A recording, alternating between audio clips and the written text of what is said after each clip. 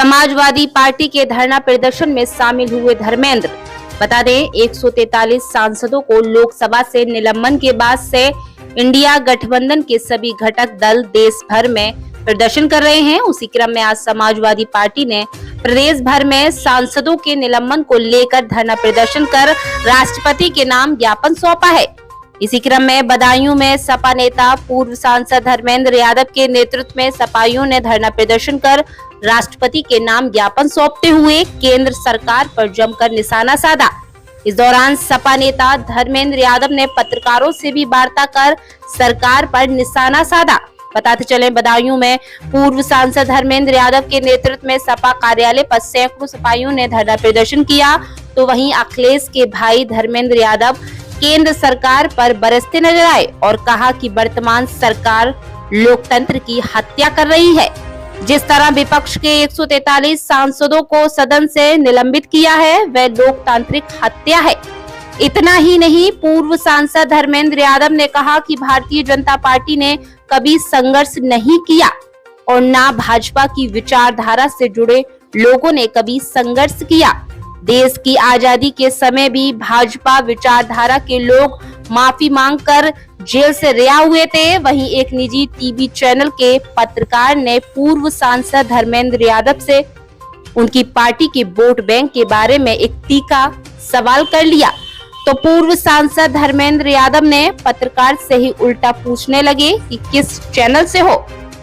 फिलहाल क्या कहा पूर्व सांसद धर्मेंद्र यादव ने, देखिए बदायूं से रिपोर्ट अजयपाल यादव के साथ। और उनकी बात को नहीं सुना गया।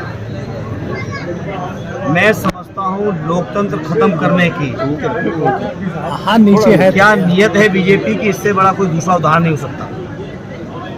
देश के सांसदों ने केवल इस बात को ही उठाया था कि संसद के अंदर जिस तरह से नौजवानों ने जाके गैस छोड़ी, आखिर क्या कारण थे, कौन लोग उसके जिम्मेदार थे, इस बात का जवाब गृह मंत्री जी संसद के अंदर थे।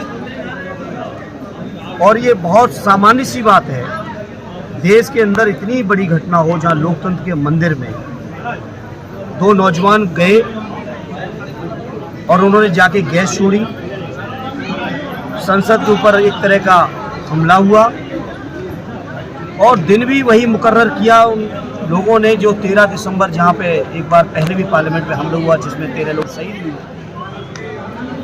मैं समझता हूं देश की संसद की सुरक्षा में पूरी तरह फेलियर था और गृह मंत्री जी को जवाब देना चाहिए। बजाय जवाब देने के जो सांसद मांग कर रहे थे जवाब देने के, उनका निष्कासन देश के अंदर लोकतंत्र की हत्या है। और समाजवादी लोग लोकतांत्रिक मूल्यों के रक्षक रहे हैं। हमारे पुरखों ने देश की आज़ादी की लड़ाई लड़ी है।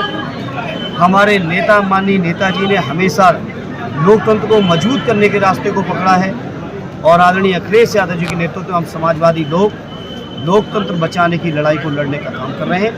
उसी परिप्रेक्ष्य में आज आदरणीय अखिलेश यादव जी के निर्देश पर ही प्रदेश के हर जिला मुख्यालय पर धरने का कार्यक्रम हुआ और उसी परिप्रेक्ष्य में आज वो बधाई पाई। क्या लगता है आपको कि ये लोकसभा चुनाव को देखते हुए ये सब कदम उठाए जा रहे हैं कि विपक्ष जो है कमजोर पड़ जाए, इसको कैसे देखते हैं? देखिए, बीजेपी के लोगों का कोई कभी संघर्ष का इतिहास नहीं रहा। आज़ादी की लड़ाई में बीजेपी के लोगों का, उनके बीजेपी की विचारधारा से जुड़े लोगों का कोई इतिहास नहीं रहा। इमरजेंसी की लड़ाई में भी बीजेपी के लोगों का कोई इतिहास नहीं रहा। बीजेपी के लोग माफ़ी मांग मांग के जेल से बाहर आए हैं। तो ये समाजवादी लोग या लोकतंत्र को मानने वाले लोग, संविधान को बनाने वाले लोगों को ये डरा धमका नहीं सकते। सत्ता है, उपयोग दुरुपयोग जो करना चाहे करें, लेकिन देश की जनता पूछ रही है इस बात का सवाल कि जिस सांसद ने देश की 25 करोड़ से ज़्यादा आबादी के बारे में अपशब्द कहे, आज तक उसका निष्कासन क्यों नहीं हुआ? जिस सांसद ने इन नौजवानों के पास बनवाए, रिकमेंडेशन की, उनके ऊपर कोई कार्रवाई क्यों नहीं हुई? जनता देख रही है। और लोकतंत्र में हर सवाल का जवाब जब सरकार नहीं देती है तो जनता अपने वोट के माध्यम से देती है और 24 के चुनाव में देगी भी। सांसद जी, जिस समाजवादी जिस मुस्लिम को अपना वोट बैंक कहती थी, वही मुस्लिम अब जो है सूफी समाज के कार्यक्रम में, मोदी जी के जो कार्यक्रम है, भीड़ उमड़ रही है। तो आपको नहीं लगता आपके प्रति विश्वास कम हुआ है मुस्लिम का? किस चैनल से हैं? एबीपी न्यूज कहीं, तो कहीं आपके चैनल का भी तो नहीं माफ हुआ है? बैंक का सरकारी सांसद जी देखिए, मैं सीरियस कह दूं, अजय मोदी जी प्रधानमंत्री जी हैं, किसी के भी कार्यक्रम में जाएं वो अलग फैसला है, लेकिन लोग देख रहे हैं कि कौन पार्टी देश के लोकतंत्र को खत्म करना चाहती है, कौन सी पार्टी है जो देश में नफरत फैला रही है, कौन सी पार्टी है जो देश के बड़े वर्ग को मैं कह सकता हूँ, न केवल मुस्लिम भाई हो, देश के पिछड़े, देश के दलित, देश के आदिवासी, सभी के हकों को मारने की काम कौन सी पार्टी और उनकी सरकार कर रही है, ये लोग बखूबी देख रहे हैं और जवाब भी देंगे 24 में। सांसद जी जिले स्तर पर कार्यक्रम हो रहा है, इसलिए कह रहा हूँ मैं आपसे, बधाई में भी हुआ कार्यक्रम, कोई दिक्कत नहीं, कार्यक्रम का आयोजन अधिकारी कर रहे हैं, क्या आप नहीं जानते कि हम नहीं जानते? सरकारी तंत्र अधिकारी सरकारी तंत्र को पूरी तरह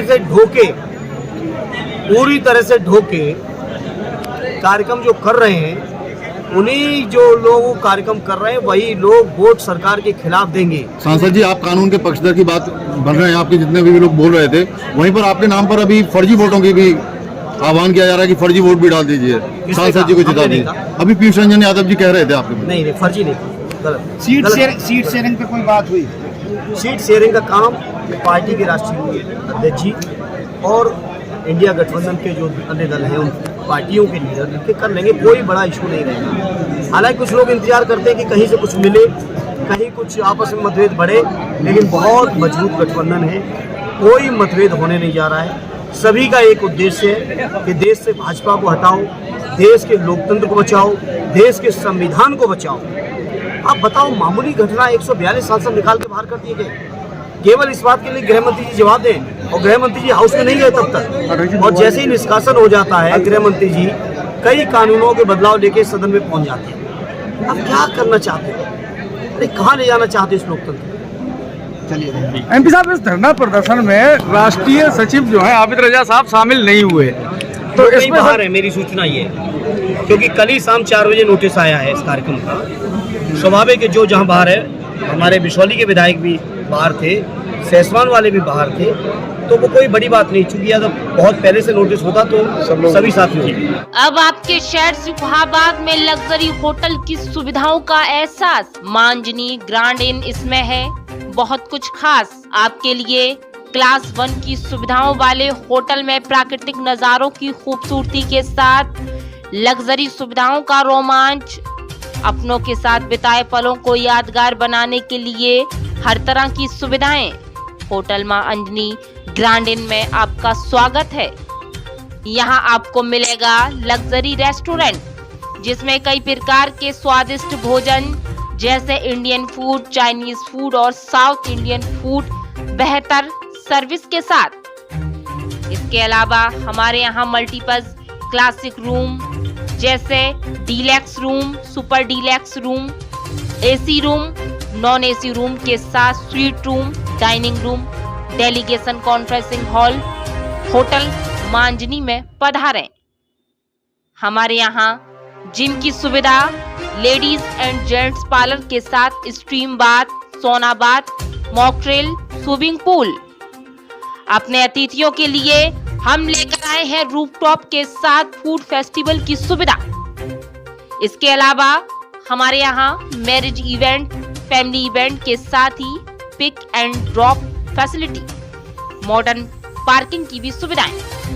होटल मांजनी ग्रैंड इन आपका स्वागत करता है। हमारा पता Etah road, Shikohabad, Firozabad. Mobile number 7827093337।